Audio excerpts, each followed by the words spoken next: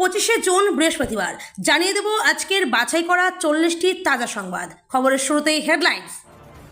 কিভাবে গোডাউনের ছাদ ভেঙে পড়ল তারতলার, সামনে এলো ভয়ঙ্কর এই দুর্ঘটনার ভিতরে রহস্য। পুরো রাত কেঁদেছিলাম, পাশে শুধু শুভেন্দু ছিলেন। পুরনো কথা ফাঁস করলেন মহুয়া। মানুষ রেগে যেতে পারে, তারাতলা গিয়েও ঘটনাস্থলের মুখ থেকে ফিরে আসতে হলো প্রাক্তন মেয়রকে। প্রাক্তন পুলিশ কর্তার ডেরায় কোটি কোটি টাকা ও পিস্তল, এবার 3 দাপুটে অফিসারকে তলব করলো ইডি, তোলপাড় রাজ্য। চাকরির নাম করে এত টাকা নেওয়ার অভিযোগ, এবার গ্রেপ্তার হবেন মানস ভূঁইয়া। আশঙ্কা তৈরি হতেই বড় পদক্ষেপ। 200 বছরের দেবোত্তর জমি হাতিয়ে নিয়েছেন ফিরহাদ হাকিম। শুভেন্দুর কাছে ভয়ঙ্কর অভিযোগ, দখল হয়েছে মন্দিরও। গড়াগড়ি খাচ্ছে মদের বোতল, রাস্তায় শুয়েই সিগারেট ফুঁকছেন মহিলা, ভাইরাল ভিডিও ঘিরে শোরগোল। অবিশ্বাস্য, মিলল 50 কেজি সোনার রসিদ। বান্ধবীর পর এবার স্ক্যানারে সব্যসাচীর স্ত্রী, কোথায় তিনি? চমকে ওঠা তথ্য ফাঁস।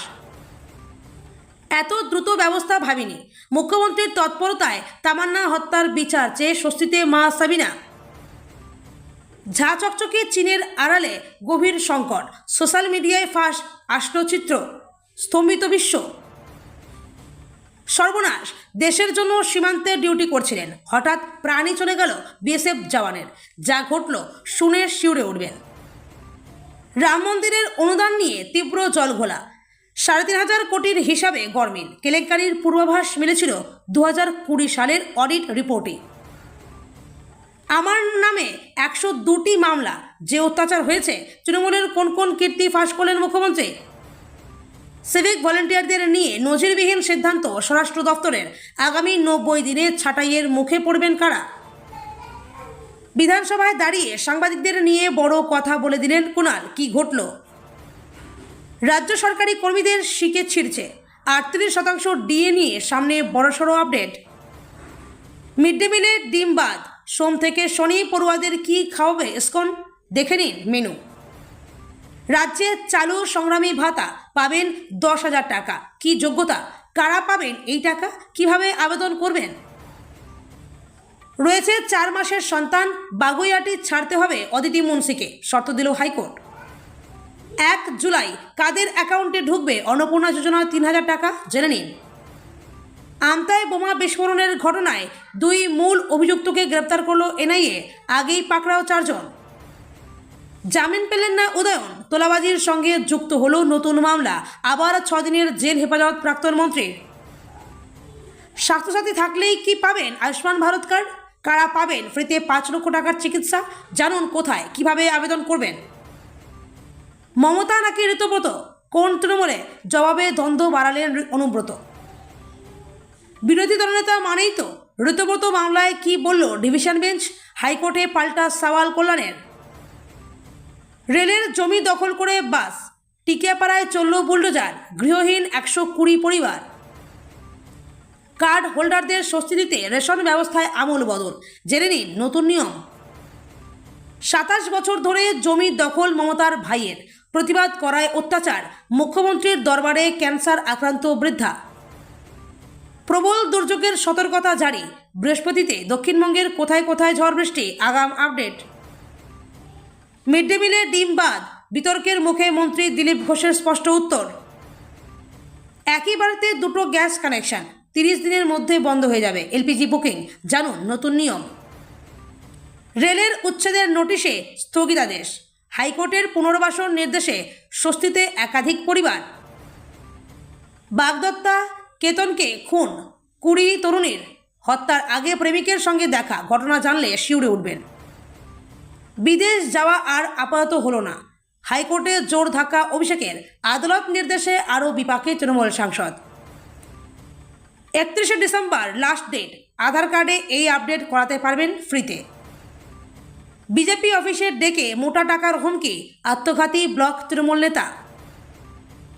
গ্রামের সহজ সরল মানুষদের বোকা বানিয়ে কোটি কোটি টাকা তছরূপ, তুমুল বিক্ষোভ, তদন্তে পুলিশ। গ্রেপ্তার বাংলাদেশের গায়িকা মমতাজ বেগম, আদালতে জনতার গান, বুক ফাইটটা যায়। পাসপোর্ট বিদেশ ভ্রমণের নথি, নাগরিকত্বের প্রমাণ নয়, বিদেশ মন্ত্রকের মন্তব্যে তুঙ্গে বিতর্ক। ভূমিধসে অবরুদ্ধ একাধিক রাস্তা, বৃষ্টি বিপর্যয়ে যোগাযোগ বিচ্ছিন্ন সিকিমের একাংশ। এতক্ষণ শুনছিলেন আপনারা সংবাদ শিরোনাম, এখন শুনবেন বিস্তারিত খবর। তারাতলায় নির্মীয়মান গোডাউনের ছাদ ভেঙে পড়ল বুধবার দুপুরে, আটকে পড়লেন বহু। এখনো পর্যন্ত 3 জন মারা গিয়েছেন, 23 জনকে উদ্ধার করা গিয়েছে।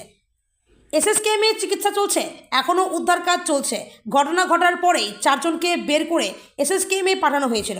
আটকে থাকা মানুষদের উদ্ধারের কাজে আসে দমকল, পুলিশ ও বিপর্যয় মোকাবিলা বাহিনী, আসে সেনাও। ঘটনাস্থলে আগেই পৌঁছে যান মন্ত্রী ইন্দ্রনীল খা, অগ্নিমিত্রা পাল, সারদত্ত মুখোপাধ্যায়, যান মুখ্যমন্ত্রী শুভেন্দু অধিকারীও। বিদ্রোহী সাংসদদের নিশানা করার মধ্যেই শুভেন্দু অধিকারীর সঙ্গে ব্যক্তিগত রসায়ন নিয়ে মুখ খুললেন মহুয়া মৈত্র। তিনি দাবি করলেন, যখন তারা দুজনেই তৃণমূল কংগ্রেসে ছিলেন তখন খুব ভালো সম্পর্ক ছিল। করিমপুরে যখন বিধানসভা নির্বাচনে লড়াই করেছিলেন তখন তার হয়ে প্রথম প্রচার করতে গিয়েছিলেন শুভেন্দুই। এমনকি লোকসভা নির্বাচনের টিকিট না পাওয়ার পরে হতাশ হয়ে যখন রাতভর কেঁদেছিলেন তখন শুভেন্দু তার পাশেই ছিলেন বলে জানিয়েছেন তৃণমূল কংগ্রেস সাংসদ মহুয়া। কিছুটা আবেগেও ভেসে যান। কলকাতার তারাতলার বেসব্রিজে নির্মীয়মান গোডাউনের ছাদ ধসে পড়ার ভয়াবহ বিপর্যয় নিয়ে এই মুহূর্তে তোলপাড় গোটা রাজ্য। সেনা ও বিপর্যয় মোকাবিলা বাহিনীর যৌথ উদ্যোগে ধ্বংসস্তূপ থেকে একের পর এক রক্তাক্ত শ্রমিককে উদ্ধারের কাজ যখন যুদ্ধকালীন তৎপরতায় চলছে, ঠিক তখনই এই দুর্ঘটনাস্থলকে কেন্দ্র করে এক নজিরবিহীন রাজনৈতিক নাটকীয়তার সৃষ্টি হলো। বুধবার দুপুরের এই মর্মান্তিক দুর্ঘটনার খবর পেয়েই পরিস্থিতি খতিয়ে দেখতে এবং উদ্ধার কাজের তদারকি করতে নবান্ন থেকে রওনা দিয়েছিলেন রাজ্যের 2 নতুন মন্ত্রী অগ্নিমিত্রা পাল, ইন্দ্রনীল খা। অন্যদিকে এই ঘটনার খবর পেয়ে ঘটনাস্থলের উদ্দেশ্যে রওনা দিয়েছিলেন কলকাতা পুরসভার প্রাক্তন মেয়র তথা কলকাতার বন্দর বিধানসভা কেন্দ্রের বিধায়ক ফিরহাদ হাকিম। সোনাপাপ্পু এবং প্রাক্তন ডিসি শান্তনু সিংহ বিশ্বাস কাণ্ডে এবার তদন্তের জাল আরও চওড়া করল এনফোর্সমেন্ট ডিরেক্টরেট। একের পর এক চাঞ্চল্যকর তথ্য সামনে আসতেই এবার খোদ পুলিশ প্রশাসনের অন্দরেই বড়সড় কোপ মারল কেন্দ্রীয় তদন্তকারী সংস্থা। ইডি সূত্রের খবর, ধৃত প্রাক্তন পুলিশ কর্তা শান্তনুর অত্যন্ত ঘনিষ্ঠ 3 জন পুলিশ আধিকারিককে জরুরি তলব করা হয়েছে। এদের মধ্যে দক্ষিণ কলকাতায় কর্মরত এক প্রভাবশালী সাব ইন্সপেক্টরও রয়েছেন। শুধু তাই নয়, কসবার বিতর্কিত ব্যবসায়ী বিশ্বজিৎ পোদ্দার ওরফে সোনাপাপ্পুর স্ত্রী সোমা সহ তার পরিবারের বেশ কয়েকজনকেও চলতি সপ্তাহে সিজিও কমপ্লেক্সে হাজিরা করা নির্দেশ দেওয়া হয়েছে। চাকরি দেওয়ার নামে অর্থ আদায়ের অভিযোগ, নতুন করে বিতর্কের মুখে প্রাক্তন মন্ত্রী তথা বিধায়ক মানস ভূঁইয়া। সেই অভিযোগের জেরে গ্রেপ্তারের আশঙ্কায় এবার আদালতের দ্বারস্থ হলেন মানস। নিজের বিরুদ্ধে দায়ের হওয়া মামলায় রক্ষাকবচ চেয়ে আদালতের দৃষ্টি আকর্ষণ করেছিলেন তিনি। সূত্রের খবর, সম্প্রতি তার বিরুদ্ধে চাকরি পাইয়ে দেওয়ার প্রতিশ্রুতি দিয়ে অর্থ আদায়ের অভিযোগ দায়ের করা হয়েছে। সেই অভিযোগের ভিত্তিতে তদন্ত শুরু করেছে পুলিশ। তদন্তের স্বার্থে ইতিমধ্যেই তাকে নোটিশ পাঠানো হয়েছে বলেও জানা গিয়েছে। রাজ্যের জনগণের অভাব অভিযোগ শুনতে চালু করা হয়েছে জনতার দরবার। প্রতিটি কর্মসূচিতে মানুষের অভিযোগ মন দিয়ে শুনছেন মুখ্যমন্ত্রী শুভেন্দু অধিকারী। বুধবার সল্টলেক রাজ্য বিজেপি কার্যালয়ে জনতার দরবার বসেছিল। প্রতিবারের মতো আজও মানুষের কথা শুনলেন এবং প্রকৃত সমাধানের আশ্বাস দিলেন মুখ্যমন্ত্রী। এই কর্মসূচিতেই সামনে এলো এক বিরাট অভিযোগ। প্রাক্তন মুখ্যমন্ত্রী মমতা ব্যানার্জির গড় ভবানীপুরে এক মহিলার বাড়ি ও মন্দির ভেঙে নেওয়ার অভিযোগ উঠল কলকাতা পুরসভার প্রাক্তন মেয়র তথা কলকাতা বন্দরের তৃণমূল বিধায়ক ফিরহাদ হাকিমের বিরুদ্ধে। গ্রেটার নয়ডার এক ব্যস্ত রাস্তার মাঝখানে মদ্যপ অবস্থায় এক মহিলার শুয়ে থাকার ভিডিও সম্প্রতি সোশ্যাল মিডিয়ায় তুমুল ভাইরাল হয়েছে। প্রকাশ্য দিবালোকে রাস্তার ওপর ওই মহিলার এমন কাণ্ড এবং তার জেরে সৃষ্ট তীব্র যানজট দেখে নেটিজেনরা তীব্র ক্ষোভ ও সমালোচনা উগরে দিয়েছেন। জানা গেছে, ঘটনাটি চলতি মাসের শুরুর দিকে উত্তরপ্রদেশের গ্রেটার নয়ডার বিশরাখ থানা এলাকায় ঘটেছে। 32 বছর বয়সী ওই মহিলা স্থানীয় একটি আবাসনের বাসিন্দা বলে জানা গেছে। ভাইরাল হওয়া ক্লিপটিতে দেখা যায় কালো ও নীল রঙের পোশাক পরা ওই মহিলা রাস্তার ঠিক মাঝখানে শুয়ে আছেন এবং ব্যাকগ্রাউন্ডে অনবরত গাড়ির হর্ন বাজছে। ক্যামেরাটি একটু ঘুরতেই দেখা যায়। বিধাননগরে তোলাবাজি মামলায় ইতিমধ্যেই গ্রেপ্তার করা হয়েছে রাজারহাট নিউটাউনের বিধায়ক এবং তৃণমূল নেতা সব্যসাচী দত্তকে। তাকে হেফাজতে নেওয়া হয়েছে। তাকে জিজ্ঞাসাবাদ পাশাপাশি তার ঘনিষ্ঠ একাধিক ব্যক্তিদের জিজ্ঞাসাবাদ করে বিপুল পরিমাণে সম্পত্তি উদ্ধার হয়েছে। এবারে নজরে সব্যসাচী দত্তের স্ত্রী ইন্দ্রাণী দত্ত। প্রাক্তন তৃণমূল বিধায়ক গ্রেপ্তার হওয়ার পর থেকেই তিনি পলাতক। ইতিমধ্যেই বিধাননগর পুলিশের তরফ থেকে তার খোঁজ করা হচ্ছে। জানা গিয়েছে, একটি বিলাসবহুল গাড়িতে করে তিনি অন্যত্র পালিয়ে গিয়েছেন। ইতিমধ্যেই তাকে নোটিশ পাঠানো হয়েছে। তামান্না হত্যা মামলার তদন্তে নতুন মোড়। মুখ্যমন্ত্রী শুভেন্দু অধিকারীর সঙ্গে সাক্ষাতের কয়েক ঘন্টার মধ্যেই পুলিশ অভিযানে গ্রেপ্তার করা হলো এই মামলার আরও 2 অভিযুক্তকে। মঙ্গলবার রাতে মুর্শিদাবাদের একটি এলাকা থেকে তাদের পাকড়াও করে কালীগঞ্জ থানার পুলিশ। এই গ্রেপ্তারের ফলে মামলাটিতে ধৃতের সংখ্যা বেড়ে দাঁড়ালো 13।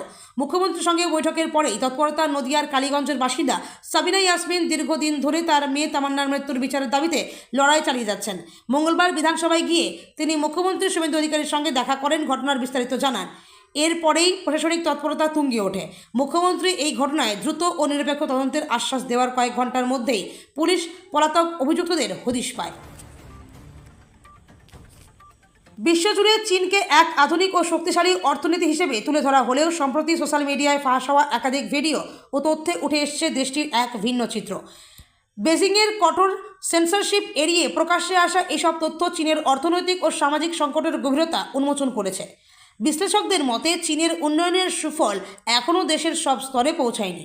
বিপুল সংখ্যক গ্রামীণ মানুষ উন্নত শিক্ষা, স্বাস্থ্য ও কর্মসংস্থানের সুযোগ থেকে বঞ্চিত। কাজের সন্ধানে বাবা মা শহরে যাওয়ায় বহু শিশু গ্রামে একাকী হয়ে যাচ্ছে। নিম্নমানের নির্মাণ সামগ্রী ব্যবহার করে তৈরি আবাসন প্রকল্প এবং গোস্ট সিটি বা ভুতুরে শহরগুলি আবাসন খাতের অতিরিক্ত সম্প্রসারণের প্রতীক। অর্থনীতিতে আবাসন খাতের সংকট এখন প্রকট। এভারগ্রান্ডের মতো বৃহৎ রিয়েল এস্টেট সংস্থার আর্থিক বিপর্যয় কোটি কোটি মানুষের বিনিয়োগ আটকে দিয়েছে। মুর্শিদাবাদের জঙ্গিপুর মহকুমার বাবুরাঘাট বিএসএফ সীমান্ত আউটপোস্টে কর্তব্যরত অবস্থায় বজ্রাঘাতে প্রাণ হারালেন ৭১ ব্যাটালিয়নের জওয়ান বিনীত কুমার দুবে, বয়স ৪৬। উত্তরপ্রদেশের কন্নৌজ জেলার বাসিন্দা বিনীত কুমার ভারত বাংলাদেশ সীমান্ত সুরক্ষার কাজে নিয়োজিত ছিলেন। বিএসএফ সূত্রে জানা গিয়েছে, মঙ্গলবার রাতে মিঠুপুর এলাকায় দায়িত্ব পালনের সময় হঠাৎ প্রবল ঝড় বৃষ্টি শুরু হয়, সঙ্গে বজ্রপাতও চলতে থাকে। কর্তব্যরত অবস্থাতেই বজ্রাঘাতে গুরুতর আহত হন বিনীত কুমার দুবে।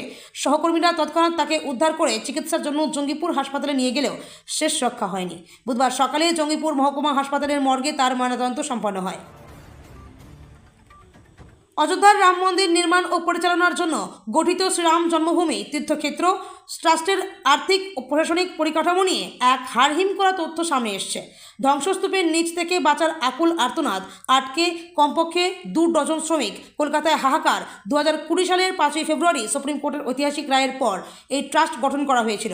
মন্দির প্রতিষ্ঠার পর থেকে এ পর্যন্ত সোনা, হিরে ও অন্যান্য মূল্যবান অলংকার ছাড়াও শুধুমাত্র নগদ অর্থ হিসেবেই ট্রাস্টের তহবিলে প্রায় 3,500 কোটি টাকা অনুদান এসছে। কিন্তু ট্রাস্ট গঠনের মাত্র কয়েক মাসের মধ্যেই একটি নামী বেসরকারি অডিট সংস্থা এর অভ্যন্তরীণ আর্থিক ব্যবস্থাপনাকে অত্যন্ত অপেশাদার এবং ত্রুটিপূর্ণ বলে আখ্যা দিয়েছেন। মঙ্গলবার রাজ্যপালের ভাষণের জবাবে ভাষণ দিতে গিয়ে তৃণমূলকে একহাত নিলেন মুখ্যমন্ত্রী শুভেন্দু অধিকারী। গত 15 বছরে তৎকালীন তৃণমূল সরকারের দুর্নীতি, ক্রাইম, তার বিরুদ্ধে হওয়া অত্যাচার সমস্ত কিছু খোলসা করলেন তিনি। বিরোধী দলনেতা থাকাকালীন তার সঙ্গে কী কী কাণ্ড ঘটিয়েছিল তৃণমূল, তার বর্ণনা করে একরাশ ক্ষোভ উগরে দেন শুভেন্দু অধিকারী। পাশাপাশি 2021-এর ভোট পরবর্তী হিংসা নিয়েও মুখ খোলেন তিনি। মুখ্যমন্ত্রী শুভেন্দু অধিকারী ভোট পরবর্তী হিংসার বর্ণনা দিতে গিয়ে জানান, বিরোধীরা অভিযোগ করছে তারা আক্রান্ত। যে অত্যাচার 2021-এ হয়েছে তা সভ্য দেশে হয় না। 15 বছর ধরে রাজ্যে একাধিক মিথ্যে মামলা দেওয়া হয়েছে। 2021 সাল থেকে বিজেপির ওপর দিকে অত্যাচার হয়েছে, কিন্তু আমরা মনে করি সংবিধান মেনে আমাদের চলতে হবে। রাজ্যের সিভিক ভলেন্টিয়ারদের নিয়োগ ও কাজ নিয়ে এবার এক ঐতিহাসিক ও কঠোর পদক্ষেপ নিল স্বরাষ্ট্র দপ্তর। দীর্ঘদিন ধরেই এই নিয়োগের ক্ষেত্রে নানাবিধ অনিয়ম ও রাজনৈতিক প্রভাব খাটানোর ভুরি ভুরি অভিযোগ উঠছিল। সেই সমস্ত অভিযোগে ইতি টানতে এবার কোমর বেঁধে নেমেছে প্রশাসন। বর্তমানে কর্মরত সমস্ত সিভিক ভলেন্টিয়ারদের যোগ্যতা, নিয়োগের স্বচ্ছতা এবং কাজের রেকর্ড নতুন করে স্ক্রিনিং বা খতিয়ে দেখার সিদ্ধান্ত নেওয়া হয়েছে। আগামী 90 দিনের মধ্যে এই মেগা ভেরিফিকেশনের কাজ শেষ করার চূড়ান্ত নির্দেশ জারি করেছে স্বরাষ্ট্র দপ্তর। 90 দিনের মেগা স্ক্রিনিং, নজরে রাজনৈতিক সুপারিশ ও কাজের রেকর্ড। স্বরাষ্ট্র দপ্তরের সাম্প্রতিক নির্দেশিকা অনুযায়ী বর্তমানে কর্মরত প্রতিটি সিভিক ভলেন্টিয়ারের সমস্ত নথিপত্র ও তথ্য পুনরায় পরীক্ষা করা হবে। এই যাচাই অভিযানে মূলত যে বিষয়গুলির ওপর জোর দেওয়া হচ্ছে। বিধানসভায় দাঁড়িয়ে সাংবাদিকদের অধিকারের জন্য সওয়াল করলেন বেলেঘাটার তৃণমূল কংগ্রেস বিধায়ক কুণাল ঘোষ। রিপোর্টার যাদের অ্যাক্রিডিটেশন কার্ড আছে তারা নানা সুবিধা পেয়ে থাকেন, কিন্তু যারা ডেস্কে দিন রাত পড়ে থাকে, রিপোর্টারের কপিকে আলাদা মাত্রা দেন, তাদের ওই সরকারি কার্ড থাকে না। ফলে সুযোগ সুবিধা থেকে চিরদিন বঞ্চিত হন ডেস্কে কাজ করা সাংবাদিকরা। এবার সেই বৈষম্য দূর করতে বিধানসভায় দাঁড়িয়ে বড় সওয়াল করলেন কুণাল ঘোষ। রাজ্যের অর্থমন্ত্রী স্বপন দাশগুপ্ত একদা সাংবাদিক ছিলেন, তিনি এই বিষয়টি খুব ভালো করে বোঝেন, তাই তার কাছে বুধবার বড় আর্জি রাখলেন তৃণমূল বিধায়ক। গোটা বক্তব্য মন দিয়ে শুনলেন অর্থমন্ত্রী। ডেস্কে যে সকল সাংবাদিকরা কাজ করেন তাদের হয়ে বিধানসভায় সওয়াল করলেন তিনি। এই বিষয়টি এতদিন কেউ বলেননি। রাজ্যে প্রথম বিজেপি সরকারের প্রথম পূর্ণাঙ্গ বাজেটেই সরকারি কর্মীদের জন্য এসেছে বড়সড় সুখবর। এক ধাক্কায় 20% ডিএ বৃদ্ধির অনুমোদন করেছে সরকার। 1 অক্টোবর থেকে 38% হারে ডিএ পাবেন সরকারি কর্মীরা। রাজ্য সরকারি কর্মীদের লটারি গভর্নমেন্ট এমপ্লয়ি, রাজ্যের সরকারি কর্মচারী, আধা সহ সরকারি কর্মচারী, শিক্ষক ও অশিক্ষক বৃন্দ সকলে পাবেন বর্ধিত হারে ডিএ। মুখ্যমন্ত্রী শুভেন্দু অধিকারী জানিয়েছেন, বাজেটে 20% ডিএ বৃদ্ধির ফলে কেন্দ্রীয় সরকারি কর্মীদের সঙ্গে রাজ্য সরকারি কর্মীদের ডিএর ফারাক কমে 22% দাঁড়িয়েছে। সেই ব্যবধানও ধীরে ধীরে মিটিয়ে দেওয়া হবে। স্কুলের মিড ডে মিলে বড়সড় পরিবর্তন আনতে চলছে রাজ্য সরকার। এবার থেকে কলকাতার স্কুলগুলিতে মিড ডে মিল সরবরাহের দায়িত্ব নেওয়া হয়েছে ইসকনকে।